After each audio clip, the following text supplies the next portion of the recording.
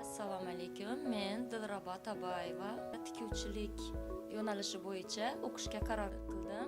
Mahallaga murojaat qildim va menga tavsiyanoma berishdi.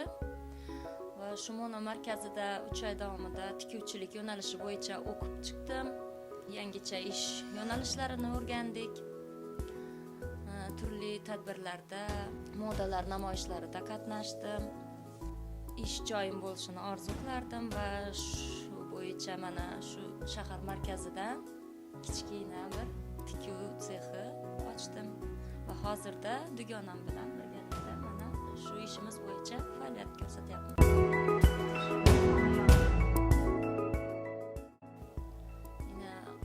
Bu tikuv seximizni ochganimizga hali 1 oy bo'ldi. Asta-sekinlik bilan mijozlar o'rganishmoqda. Davlatimiz tomonidan hozir ayollar uchun juda ham ko'p imtiyozlar yaratilgan. Foydalanib qolinglar.